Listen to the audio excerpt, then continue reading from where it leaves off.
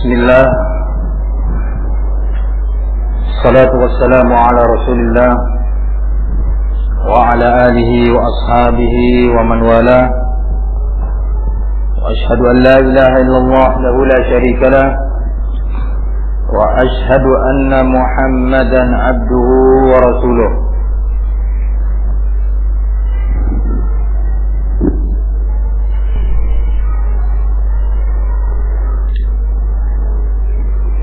قال المؤلف رحمه الله وهو الشيخ محمد بن عبد الوهاب بن سليمان بن علي النجدي التميمي رحمه الله تعالى: فإذا عرفت أن هذا الذي يسميه المشركون في زماننا الاعتقاد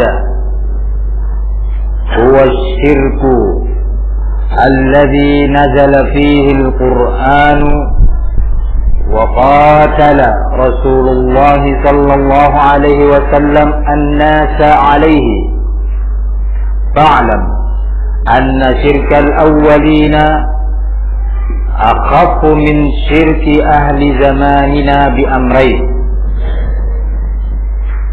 Jika Anda telah mengetahui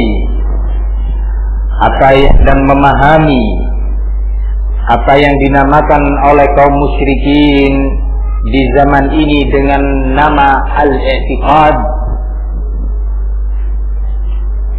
dan bahwasanya apa yang mereka namakan dengan al-i'tiqad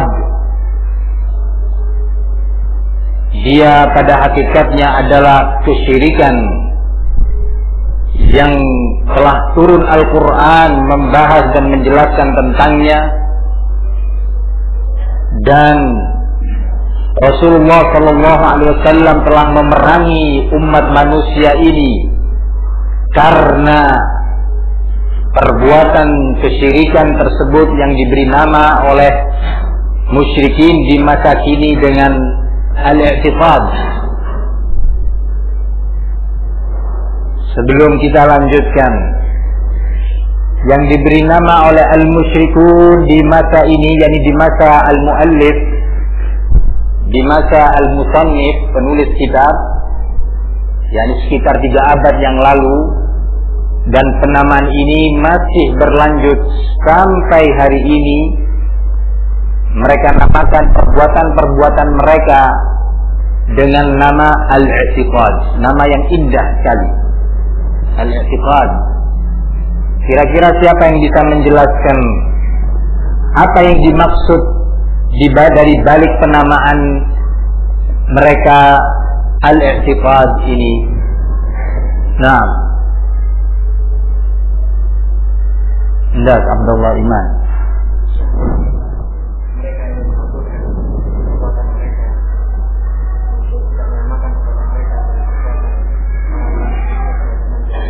Iya, apa perbuatan mereka? Minum khamr, syarikah, mencuri, apa? Bahwasannya mereka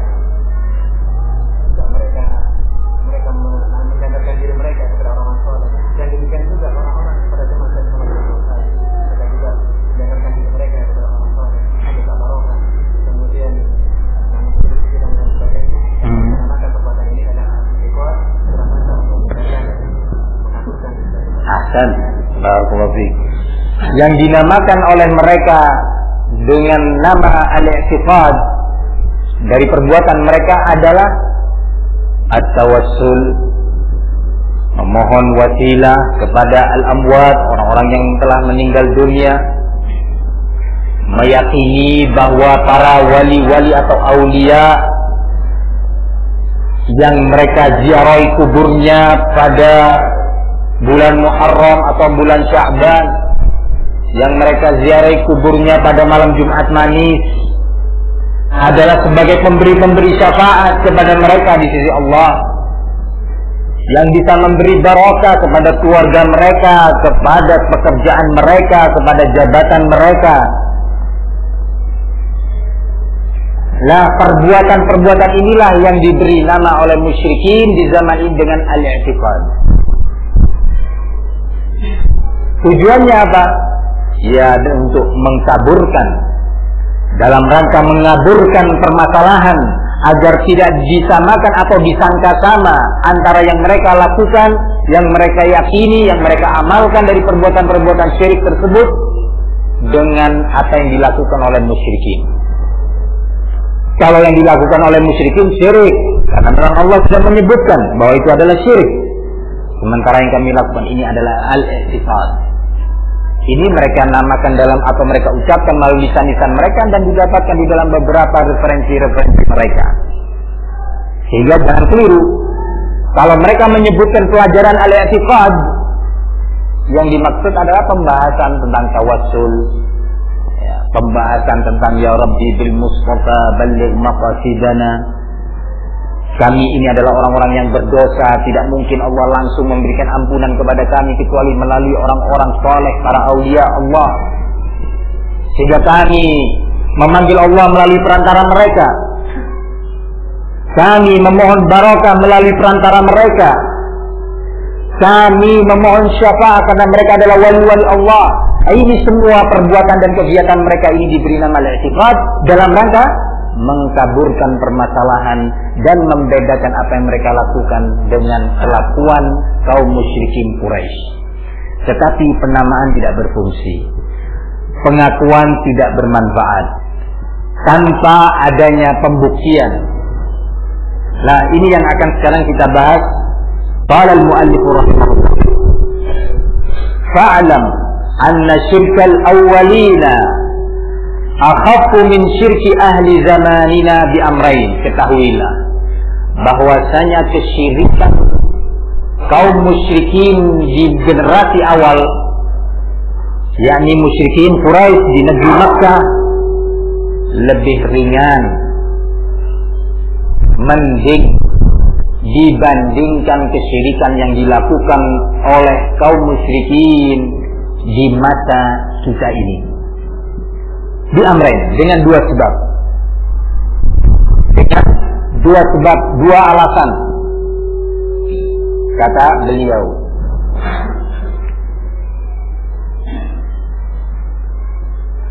qala, sebelum kita masuk terhadap alasan yang disebutkan oleh Syekh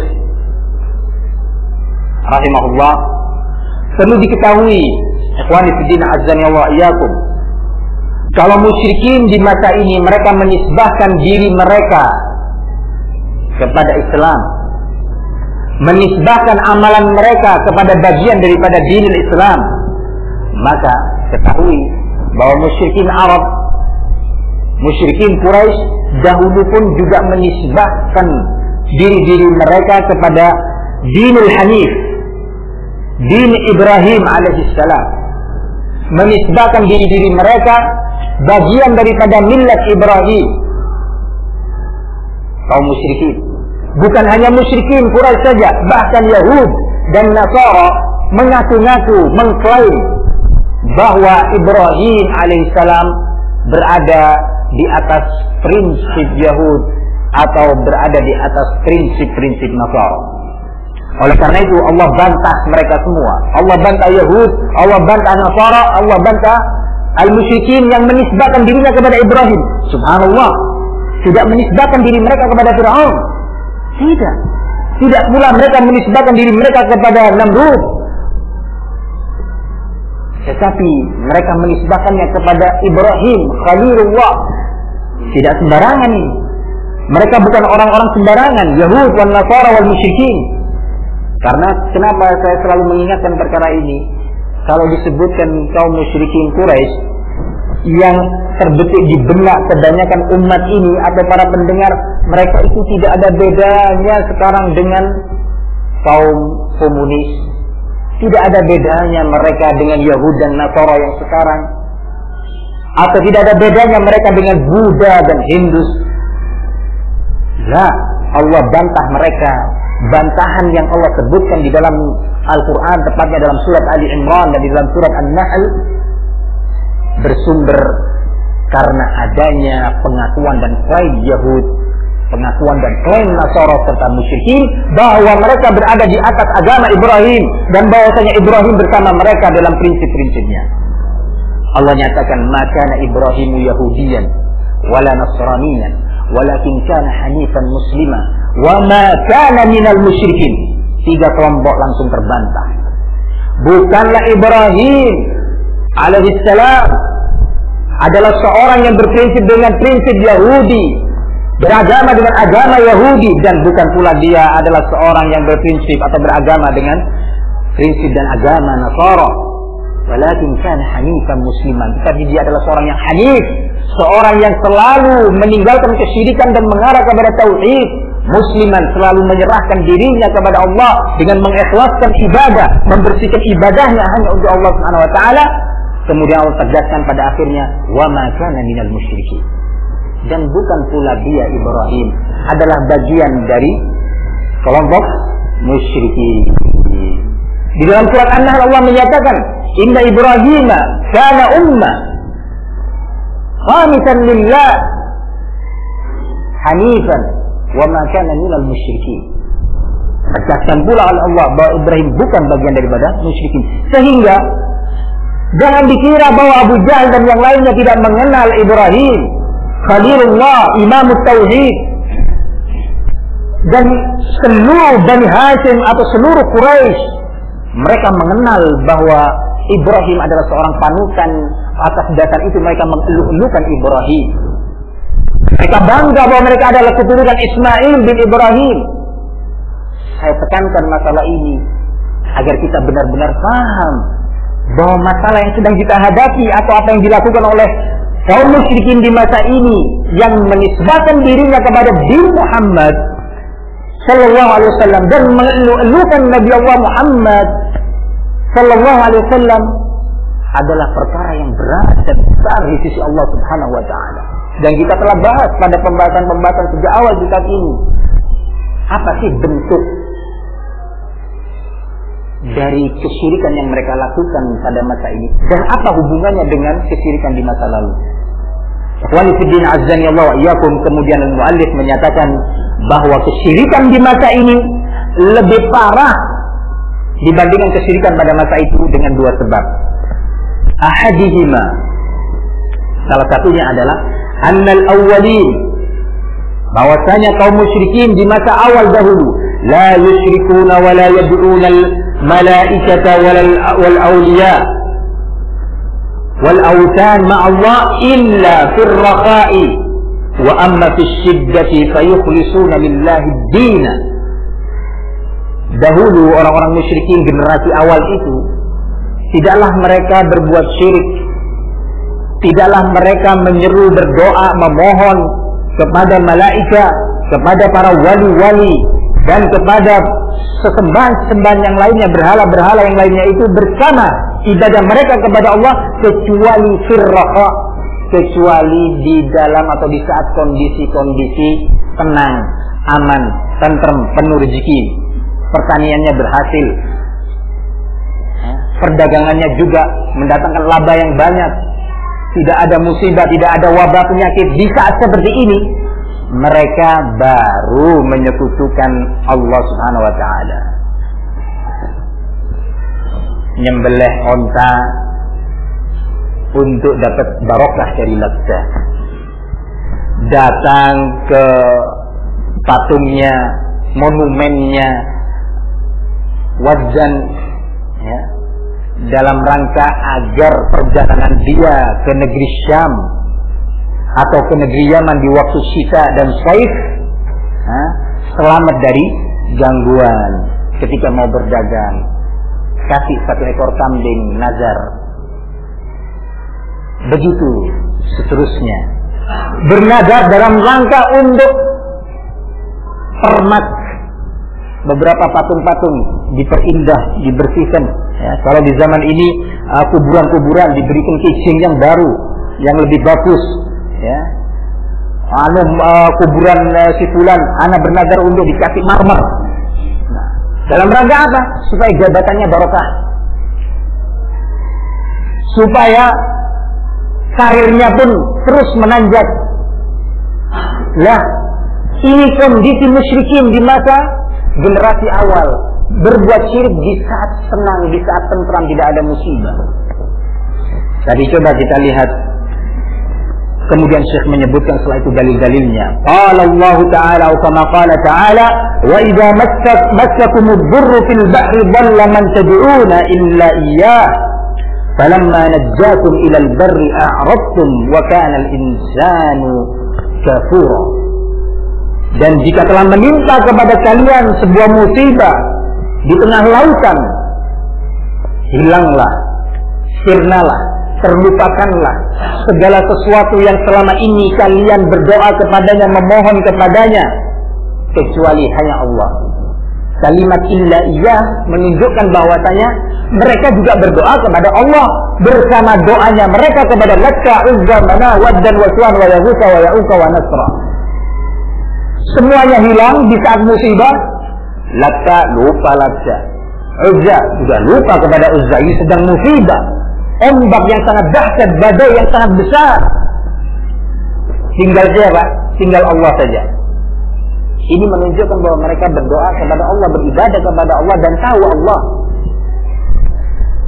Walifiddina azzani Allah wa iyyakum. Sehingga jangan dikira musyrikin dahulu itu sama dengan orang-orang yang menyembah Brahma atau yang menyembah Wisnu dan yang semisalnya. La.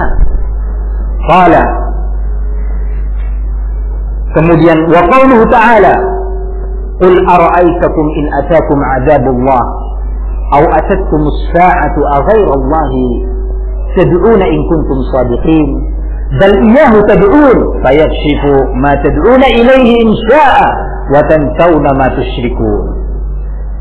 Sampaikan wahai Muhammad kepada mereka itu, Abu Jahal dan kawan-kawannya, sampaikan, coba tanyakan kepada mereka, wahai Abu Jahal wa musyrikin Quraisy, kira-kira apa pendapat kalian? Coba sampaikan kepada saya, beritakan kepada saya tentang pendapat kalian jika telah datang kepada kalian azab Allah. Datang malam petaka, musibah, bencana, atau datang kepada kalian hari kiamat yang dahsyat itu. Apakah kira-kira masih ada selain Allah yang kalian akan meminta darinya perlindungan? Masih adakah selain Allah yang kalian akan memanggil-manggil, memohon keselamatan? In kuntum shadiqin, jika kalian memang benar-benar, atau jika kalian benar dalam keadaan di atas al-haq. Coba beritakan kepada kami, kira-kira siapa yang mau kalian seru? Siapa yang mau kalian mintai tolong? Siapa yang mau kalian jadikan sandaran sebagai bentuk keselamatan bagi kalian ketika datang musibah, azab Allah Subhanahu wa ta'ala? Bal iyyahu tad'un, bahkan hanyalah Allah satu-satunya yang akan kalian mintai tolong. Allah tidak menyatakan bal tad'unahu, bal tad'unahu, enggak. Allah menyatakan bal iyyahu tad'un. Ini menunjukkan adanya sebuah faedah balaghiyah, sebuah faedah dari sisi balaghah, bahwasanya di sini ada makna tauhid, bahwa mereka benar-benar tidaklah berdoa kecuali hanya kepada Allah di saat seperti itu, di saat genting seperti itu. Allah tidak menyatakan bal tad'unahu, tetapi Allah menyatakan bal iyyahu, bahkan dialah Allah satu-satunya yang kalian minta, yang kalian berdoa kepadanya di saat seperti itu. Qala fayakshifu ma tad'una ilaihi insya, maka dialah Allah yang akan menyelamatkan kalian atau menghilangkan dari kalian musibah, malapetaka yang kalian selama ini berdoa kepada Allah sesuai dengan masyiatnya, sesuai dengan kehendak Allah Subhanahu wa taala. Wa tansawna ma tusyrikun, dan di saat seperti itu, pada sikon yang seperti itu, kalian lupa kepada sekutu-sekutu yang kalian jadikan sebagai sekutu Allah Subhanahu wa ta'ala. Nah, diam Abu Jahal di saat seperti ini. Tidak ada jalan lain kecuali karena sudah hujah-hujah Rasulullah dan para sahabatnya pada masa itu terlalu kuat. Memang anda ya Muhammad tukang sihir, memang anda ya Muhammad penimbul pecah belah, memang anda ya Muhammad tukang dusta. Sudah nggak ada hujah. Akhirnya ujung-ujungnya apa? Kredibilitas Rasul Sallallahu Alaihi Wasallam yang akan dijatuhkan agar umat tidak mau mendengar dari beliau, kehabisan hujah. Nah, kalau sebelumnya hujahnya ma na'buduhum illa liyuqarribuna ila Allahi zulfa. Mati subhat demi subhat. Aja'alul alihata ilahan wahida. Inna hadza la syai'un ujab, kata mereka. Ketika Rasulullah menyatakan qul la ilaha illallah, mulai Rasul diajarkan oleh Allah hujjah-hujjah. Wahyu turun satu persatu. Datang subhat dibantah oleh Allah melalui wahyunya. Kelabatan musyrikin, kehabisan hujjah. Di saat seperti itu baru sahirun kadzdzab. Memang Anda sahir, tukang sihir, kadzdzab, sang pendusta, wahai Muhammad. Nah, ikhwani fid din azzani Allah wa iyyakum.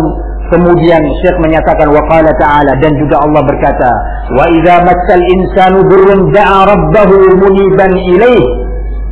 Dan jika telah menimpa kepada manusia sebuah musibah, akhirnya dia berdoa kepada Allah muniban ilaih, dengan sungguh-sungguh, dengan hati yang bersih dan murni, yakin tidak ada yang bisa memenuhi panggilan dan permintaannya kecuali Dia, Allah Subhanahu wa taala. Ini lagi-lagi sebagai dalil bahwa kalau musyrikin dahulu berdoa kepada berbuat syirik, berdoa kepada selain Allah, kapan? Ketika tidak ada musibah. Kalau ada musibah, ada badai, ada tsunami, ada gempa dengan kekuatan 6 atau 7 atau 8 skala Richter, maka di saat itu baru ya Allah, ya Allah, ya Rabbi.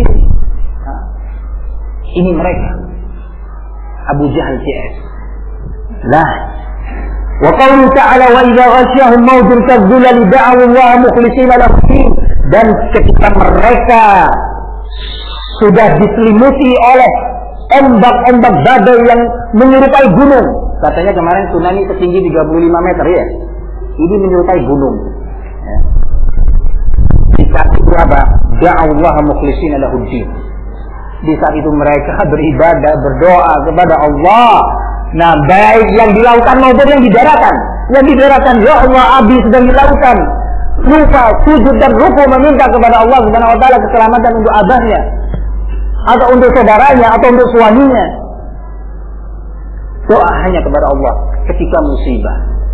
Mukhlisin, ikhlas, bersih, murni, betul-betul ibadah mereka, ketaatan mereka kepada Allah di saat musibah.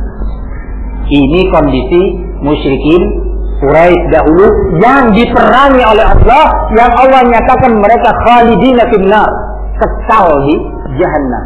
Lah coba lihat sekarang, ketika gelombang tsunami datang menimpa mereka dengan gempa dengan kekuatan 8,9 skala Richter, di saat itu subhanallah justru kuburan Syahkuala di negeri Aceh sana semakin diagung-agungkan, dibangun kembali bangunannya yang tadi telah roboh karena gelombang. Bangun lagi. Nah, diberi perhiasan dan dibersihkan dan dimuliakan, ditambah dengan khurafat-khurafat. Masya Allah, kuburan Syekh selamat katanya. Nah, ini menunjukkan kewalian Syekh, sehingga berdatanganlah orang muslimin ke sana menangis, meminta, ya Syekh, selamatkan negeri kami. Subhanallah. Ya ikhwani fid din azzani Allah wa iyyakum. Contoh yang semisal ini terlalu banyak dan terlalu sering kita sebutkan. Bagaimana mereka di masa ini ketika datang musibah justru memintanya kepada selain Allah, berlindung dan memohon keselamatan kepada aulia menurut mereka. Ketika rezekinya seret, kalau musyrikin dahulu minta kepada Allah. Ketika perdagangannya terancam oleh musuh-musuh mereka di dalam perjalanan rihlah mereka fi syita wa saif, mereka lupa hanya minta kepada Allah saja. Lupa kepada Tuhan-Tuhannya, lupa kepada aulia-aulia. Tapi sekarang rezekinya seret, datang ke Sunan Ampel Surabaya. Kenapa ya kiai ini, keluarga saya rezekinya seret. Sampai saat ini anak saya juga nggak dapat jodoh. Loh, subhanallah. Wa nusuddin azani Allah wa iyyakum. Ini poin pertama yang menunjukkan bahwa kondisi kesyirikan di masa ini jauh lebih berat dibandingkan kesyirikan di masa generasi awal. Kemudian beliau lanjutkan, Faman fahima hadhihi al-mas'alata allati waddahaha Allah fi kitabih wa hiya anna al-musyrikin alladhina qatalahum Rasulullah sallallahu alaihi wasallam yad'una Allah ta'ala wa yad'una ghayrahu fi ar-raha wa amma fi ad-durri wash-shiddati fala yad'una illa Allah wahdahu la sharika lah wa yansawna sadatihim. Dan jika atau barang siapa yang telah memahami permasalahan ini sebagaimana telah dijelaskan oleh Allah Subhanahu wa taala dalam Al-Qur'an, yaitu bahwasanya musyrikin yang diperangi oleh Rasul sallallahu alaihi wasallam, mereka berdoa beribadah kepada Allah dan berdoa atau beribadah kepada selain Allah di masa tenang, sementara kalau di masa musibah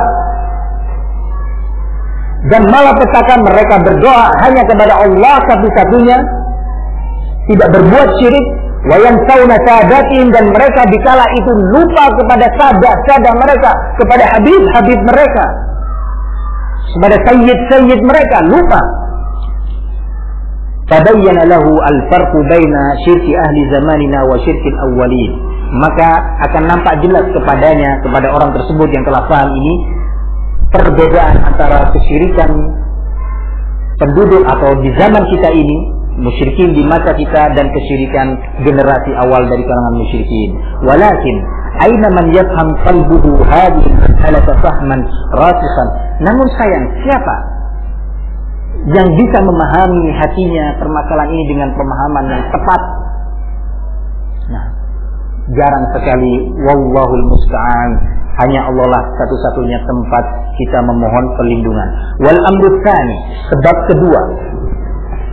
Sebab kedua kenapa ya Amir?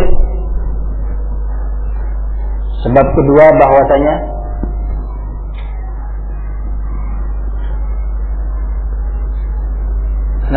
Ayub,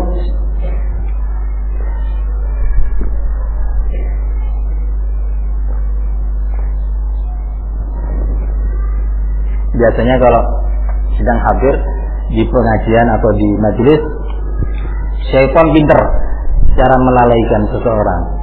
Yani ada saja yang membuat sesuatu, bikin sibuk pikiran dia untuk lalai kepada apa yang disampaikan. Misalnya, ini apa?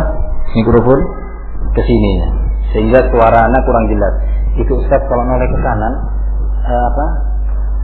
nggak jelas suaranya. Tapi kalau pas ngadep ke sini, suaranya lebih jelas. Karena memang kalau ngadep ke sini, suara itu mengarah ke kanan, sehingga tidak masuk ke mic atau berkurang volume yang masuk ke mic. Disibukkan pikirannya, akhirnya lupa.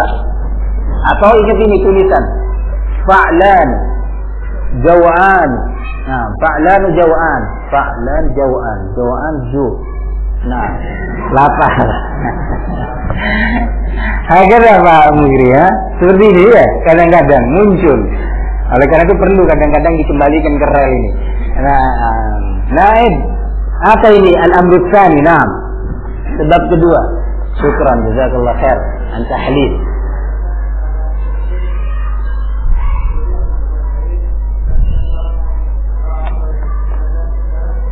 Nah, karena pertanyaannya al-amru tsani, perkara yang kedua. Perkara yang kedua dalam hal apa?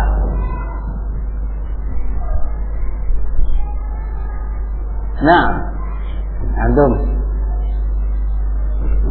Iya. Belakangnya Siddiq, depannya Naib.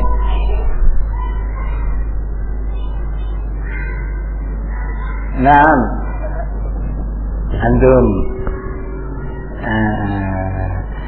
Kaget ini pertanyaannya sulit ini. Padahal gampang, tapi karena kaget bubar ya. Siapa lagi yang perlu ditanya? Mahdi.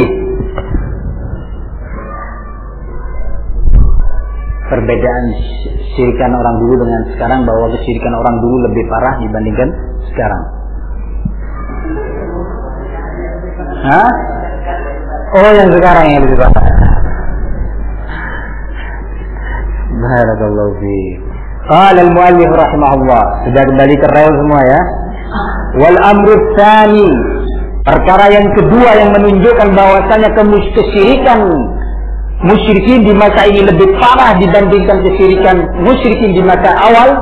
Annal awwalina yad'una ma'allahi unasan muqarrabina 'indallah, imma anbiya'u wa imma awliya wa imma malaika aw yad'una ashjaran aw ahjaran muti'atan lillahi laysat 'asiyatan. Bahwasanya musyrikin generasi awal dahulu, mereka itu beribadah kepada selain Allah bersama ibadah mereka kepada Allah, yaitu kepada orang-orang muqarrabin, ahli taqarrub, yang selalu bertaqarrub kepada Allah, beribadah kepada Allah, berzikir kepada Allah subhanahu wa ta'ala. Muqarrabina indallah, yakni orang-orang yang dekat, didekatkan di sisi Allah subhanahu wa ta'ala karena taqarrubnya tadi. Imma anbiya, baik dari kalangan nabi-nabi yang mereka ibadahi, Isa dan yang semisalnya, atau aulia, para wali-wali Allah seperti Waddan wa Suwan wa Yaghutha wa Ya'uqa wa Nasra, dan seperti Nadza. Nah,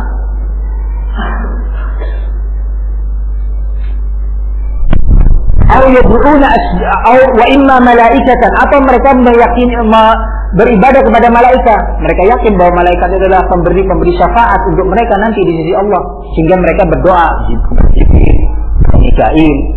Nah, au yad'una asjaran au ahjaran, atau juga mereka berdoa memohon kepada asjar, pohon-pohon atau batu-batu, muti'atan lillah, yang mana pohon-pohon dan batu-batu itu adalah makhluk-makhluk yang taat kepada Allah, yang tidak berbuat maksiat. Ini yang diibadahi, imma nabi atau malaikat atau para wali-wali. Memang wali betulan, wali yang benar-benar wali, karena memang Allah sebutkan di dalam Al-Quran, ulaika alladzina yad'un yabtaghuna ila rabbihimul wasilah ayyuhum aqrab yarjuna rahmatahu wa yakhafuna 'adzabah. Ini mereka berdoa kepada orang-orang yang selalu bertaqarrub kepada Allah Subhanahu wa taala, atau malaikat, atau pepohonan. Pohon enggak pernah berbuat maksiat, enggak pernah berbuat bid'ah, enggak pernah mencuri hak sebelahnya, enggak. Masing-masing dia tidak pernah membalimi, kecuali benalu. Benalu merugikan ya. Nah, Allah musta'an. Tapi benalu gak disembah oleh mereka.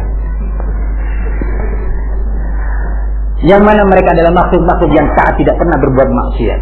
Wa ahlu zamanina yad'una ma'allahi unasan min afsaqin nas. Sementara musyrikin di masa ini, di masa kita ini, mereka berdoa, memohon, beribadah kepada manusia atau orang-orang yang tergolong manusia paling fasik. Nah, walladzina yad'unahum humul ladzina yahkumuna 'anhum bil fujur min az-zinati was-sariqati wa tarki as-shalah wa ghairi dzalik. Yang diibadahin oleh mereka, yang dinyatakan sebagai wali, adalah orang-orang yang memang terkenal dengan perbuatan fujur, berbagai macam kefajiran, zina, sariqah, pencurian, atau meninggalkan sholat, dan yang lainnya, dengan alasan din. Sholat Jumat, tadi maaf saya mau ketemu Pak Kiai. Oh Pak, habis sholat Jumat, oh Pak Kiai sholat di Masjidil Haram. Ada enggak ini? Kiai enggak keluar, karena kalau sholat di Masjidil Haram, kadang-kadang di Madinah di sebelah Raudhah An-Nabi sallallahu alaihi wasallam. Subhanallah. Kif at-tala'ub bil uqul. Naik turun atau naik apa ke sana? Ada enggak yang seperti ini? Enggak sholat Jumat dengan alasan sholat di Masjidil Haram, di belakangnya sebuah sholat imam. Nah, ikhwani fi din azza wa iyyakum, minum khamr. Lah, ini khamr kalau masih Anda dalam golongan syariat, seperti orang-orang baca syariah. Tapi kalau sudah sampai kepada tingkatan ma'rifah, maka sudah ini adalah tidak ada bedanya dengan segelas susu. Nah, susu Indomelek dan yang semisalnya. Subhanallah, mempermainkan syariat Allah. Dan yang lainnya dari kebohongan-kebohongan, bahkan tidak malu-malu disebutkan di dalam beberapa buku mereka yang menjelaskan tentang karamatul auliya, karamatnya para wali-wali. Si fulan, wa min karamati wali fulan annahu kana yamshi 'uryan. Dan di antara bentuk kekeramatan si wali fulan ini adalah dahulu dia adalah jalan di tengah pasar dalam keadaan telanjang. Subhanallah, karamah seperti ini. Ini diabadikan di buku ini yang diibadahi oleh mereka dan diyakini sebagai wali dan dimintai syafaatnya, dimintai barakatnya. Barakallahu fikum. Dan berbagai macam bentuk kedustaan yang mereka yakini sebagai bentuk karamah. Ada seorang wali, kata mereka, masuk ke masjid, kemudian di waktu sholat Jumat dia naik ke mimbar, dia khutbah.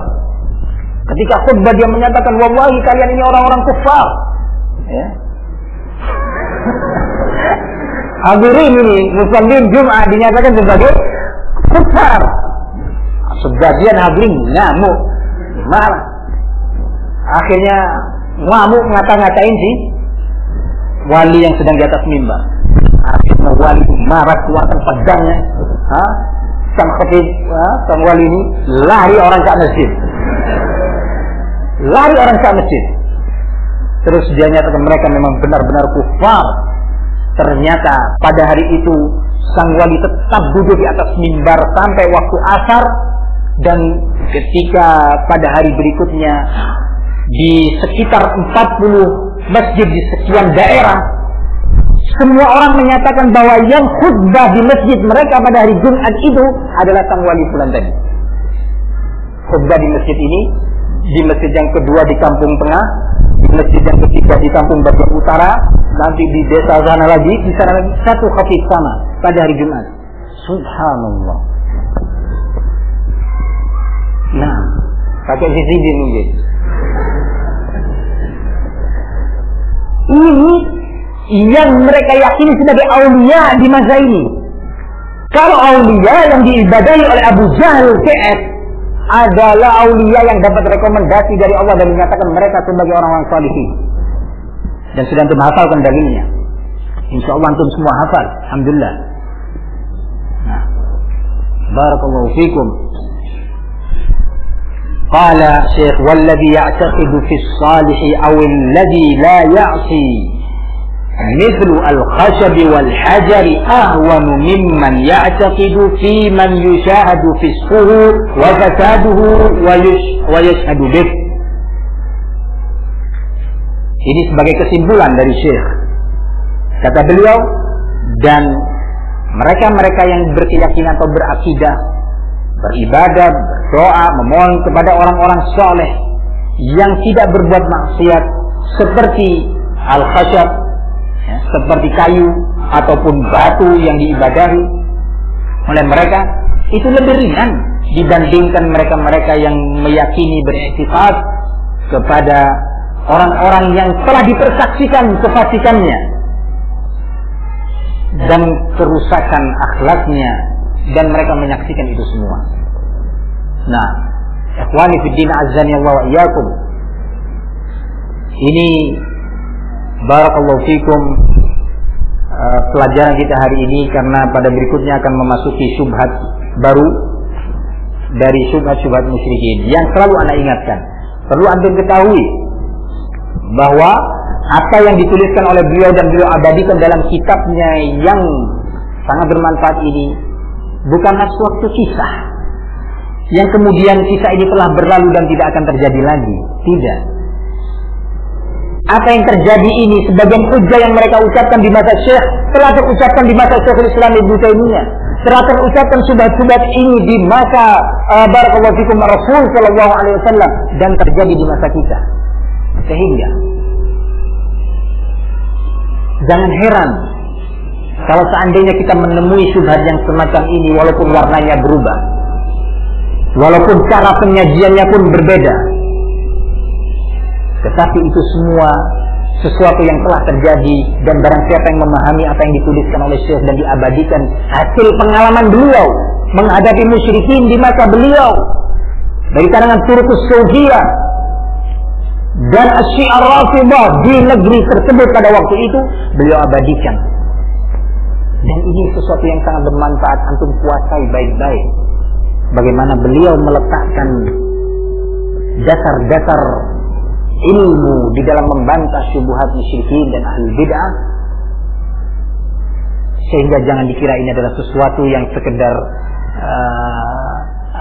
cerita atau dongeng saja.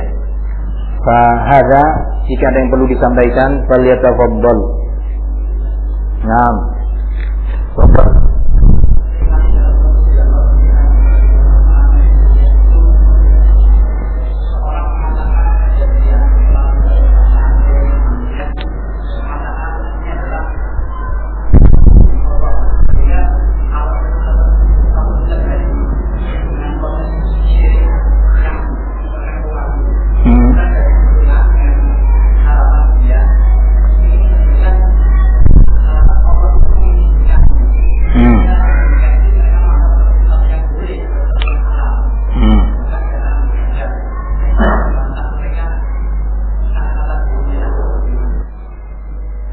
Dibantah dengan innallaha thayyibun la yaqbalu illa thayyiban.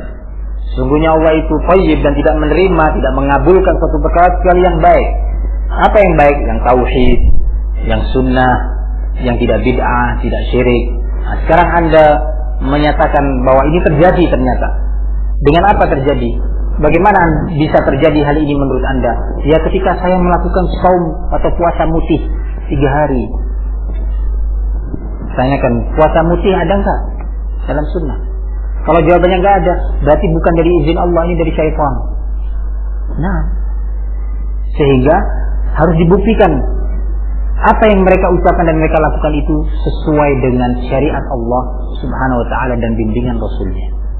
Kalau tidak, ketahuilah bahwa ini bukan dengan izin Allah terjadi ini dan Allah ridha, bukan, tetapi dengan izin Allah terjadi ini sebagai bentuk istidraj, sebagai bentuk kesengajaan dari Allah Subhanahu wa ta'ala mengulur-ulur dia, semakin membuat dia jauh dalam kesyirikannya ketika dia tidak menerima al-haq. Nah, Allah semakin ulur ini terjadi dengan izin Allah memang betul, tetapi Allah tidak ridha dengan ini. Tetapi Allah dengan hikmahnya menghendaki ini terjadi. Nah, ada Allah. Ya.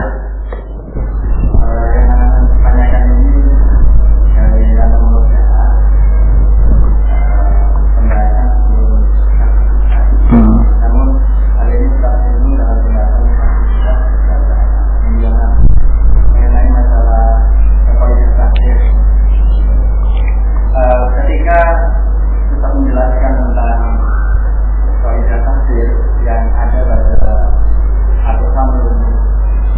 Al-Muflisun, di mana mereka mendaki bahwasannya tafsir itu yang kita jelaskan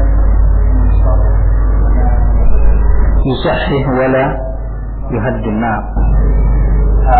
Mereka menyatakan bahwa kaidah yang mereka pakai sekarang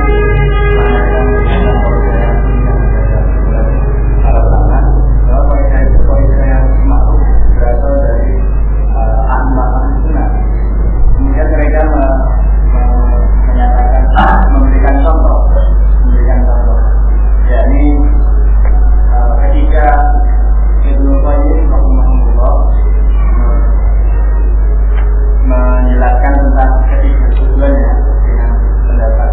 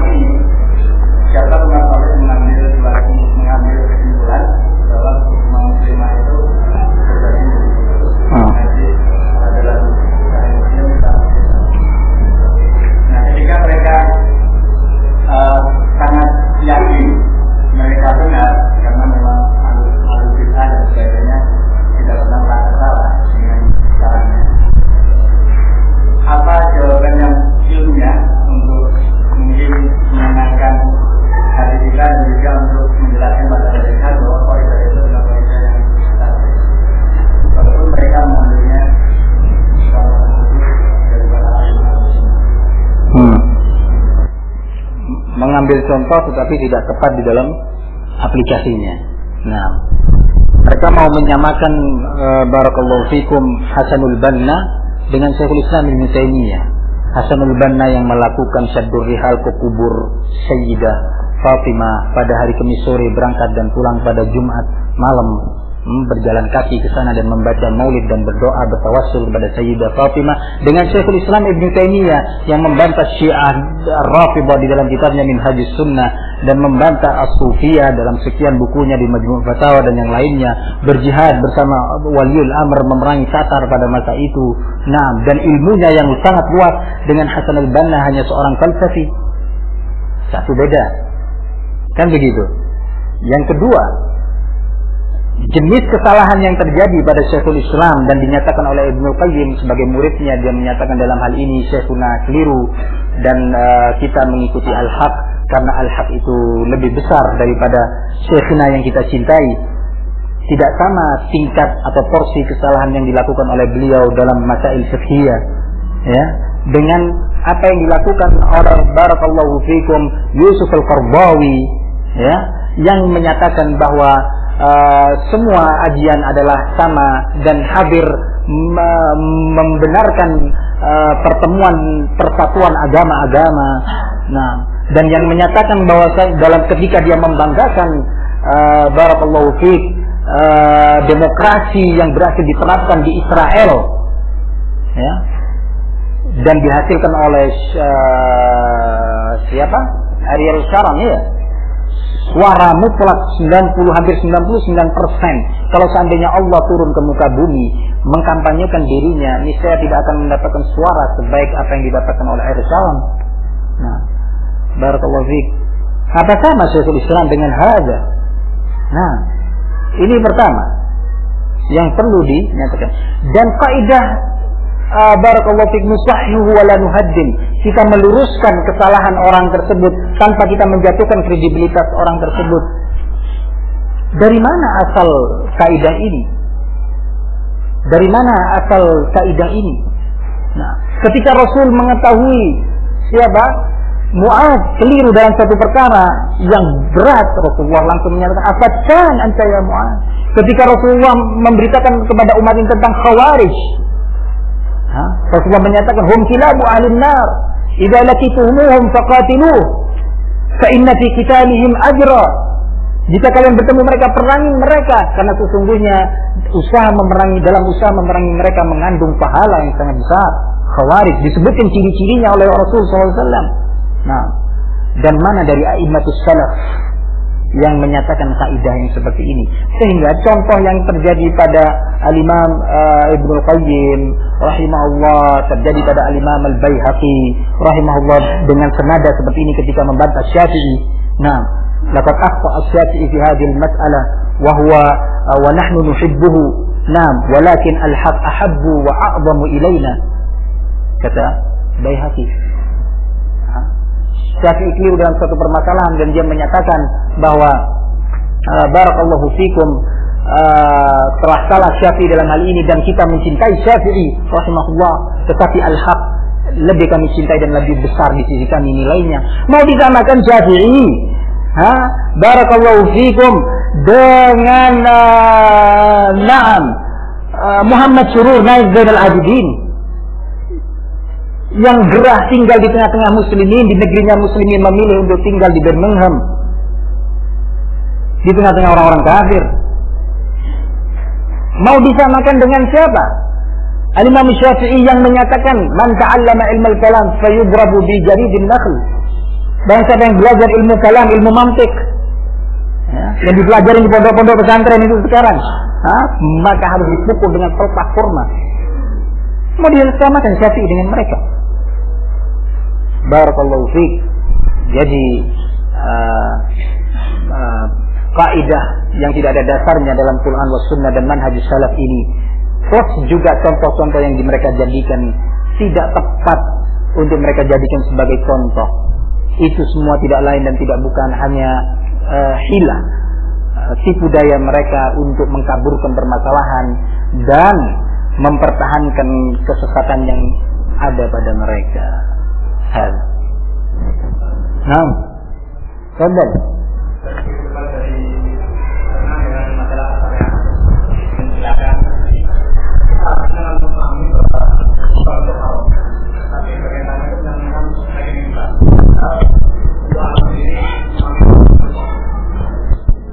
Siapa pakai wesel bos?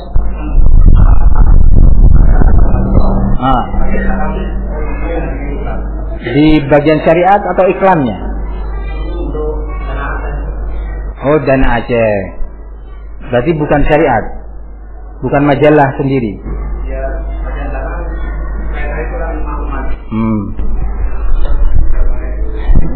Jawabannya adalah telah berfatwa Al-Lajnah Daimah dan Hayat Kibar Ulama dalam masalah penyimpanan uang di bank dan penggunaan jasa bank. Pada hukum asalnya, bank didirikan di atas transaksi riba yang diharamkan oleh Allah Subhanahu wa Ta'ala. Kemudian, dalam keadaan yang seperti ini, di masa-masa seperti ini, di masa di mana seorang sudah sulit menghindarkan dirinya dari muamalah dan transaksi yang semisal itu tadi, dengan atau dalam kebutuhan yang memang sangat mendesak, yang tidak mungkin dihindarkan lagi, maka para ulama menyatakan boleh menggunakan jasa itu dengan syarat barakallahu fikum, mereka tidak memanfaatkan bunga bank riba yang dihasilkan dari simpanan yang ada di bank tersebut. Ambil contoh barakallahu fikum masalah Dana Aceh. Majalah syariah atau beberapa ikhwan di Jogja mengumpulkan dana dan menyebarkan berita ini untuk seluruh kaum muslimin di negeri ini untuk mengumpulkan dananya. Mereka sebagai panitia. Sementara tidak mungkin atau sulit untuk kita sama sekali menghindar dari jasa bank dalam hal ini. Bagaimana seorang dari Surabaya mau mengantarkan sumbangannya ke Jogja naik bus, kalau hilang, dan pernah terjadi beberapa ikhwan yang selalu menghindar dari bank, berangkat dari daerah Jogja ke Surabaya membawa uang untuk menyetorkan ke salah satu perusahaan, uangnya hilang berjuta-juta rupiah. Nah, berapa waktu yang lalu panitia kablingan tanah, iya, baru sedang dibahas. Kenapa Ustaz kau nggak pakai wesel aja atau lebih baik menghindar dari bank? Anda jelaskan pada waktu itu apa itu wesel, sampai pada tingkatan kalau disimpan di rumah uang tersebut sangat riskan. Nah, siapa yang mau tanggung jawab kalau hilang? Siapa yang mau tanggung jawab kalau hilang? Kalau uang disimpan di rumah aman, siapa yang bilang aman? Sulit. Kok subhanallah, berapa hari setelah itu? Berapa hari Ji? Dari rapat 3 hari, boleh berapa hari itu? Berselang 3 hari, bobol rumahnya sang bendara. Siapa yang bertanggung jawab setelah itu? Ayo, berat kan posisinya. Nah, kemudian nggak sebaiknya pakai wesel aja Ustaz, supaya lebih selamat dari riba. Siapa yang menyatakan kalau pakai wesel bisa selamat dari riba? Di pos itu ada yang dinamakan dengan bank pos, dan seluruh jenis bank harus punya kaitan dengan BI, Bank Indonesia, dan seluruh bank di setiap negara berkaitan dengan Bank Dunia. Yang semua itu adalah riba di dalam riba di dalam riba. Mau pakai wesel silahkan, tetap uang Anda terlibat dalam pemakaian riba. Sulit untuk dihindarkan di masa ini. Oleh karena itu para ulama berfatwa di atas kaidah al-masyaqqah taysir, bahwa suatu kondisi yang sangat sulit, darurah yang tidak bisa dihindarkan, bisa membukakan pintu kemudahan. Allah Subhanahu wa Ta'ala menyatakan faman ittara ghaira baghin wala 'adin fala ithma 'alaih, tentang khinzir yang jelas-jelas sudah haram. Tetapi barang siapa yang terdesak dalam kondisi yang tidak bisa dihindarkan lagi, silahkan kata Allah, barang siapa yang dalam kondisi terdesak, terpaksa, tanpa berlebihan, sudah kenyang sebenarnya cukup, tapi kok asyik masih ya sama jasad, makan lagi, lah bukan. Ini sudah dengan ism wabaghi kalau yang seperti ini, melampaui batas. Wasan dicenteng buat oleh-oleh di rumah nanti. Nah, ini haram yang seperti ini. Saya pun ya, sama juga dengan masalah bank ini tadi. Maka wallahu ta'ala alam, kita sudah memikirkan itu jauh dan panjang lebar dan memang sulit untuk dihindarkan. Maka atas dasar itulah berfatwa Al-Lajnatud Daimah yang di sana ada masyayikh kibar yang Allah sifati tentang mereka, innama yakhsyallaha min ibadihil ulama, orang yang takut kepada Allah Subhanahu wa taala. Ini yang bisa ana jawab. Nah. Enggak ada bank maksa. Banknya memaksakan untuk memberi bunga. Ambil, kalau nggak ambil tak awas loh. Gitu. Anak nggak tahu kalau dipaksakan, jangan diambil, biarkan. Ente ambil pokok uang aja, inginkan 10 juta, ya 10 juta itu ambil. Kan ada catatannya itu ya, ada catatannya. Iya. Biasanya sih ada catatannya sih kalau bank. Biasanya tuh. Nah, diambil ru'usi amwalikum. Ru'us amwalikum, yakni pokok asal uang Anda. Enggak dipaksakan kok. Nggak ada bank yang memaksakan. Kalau maksakan laporkan ke polisi. Laporkan, nggak apa-apa. Nah, barakallahu fiikum. Mada ya Mahdi? Barakallahu fiik. Ilahuna wa sallallahu ala nabiyyina Muhammad wa ala alihi wa sahbihi wasallam. Alhamdulillahirabbil alamin.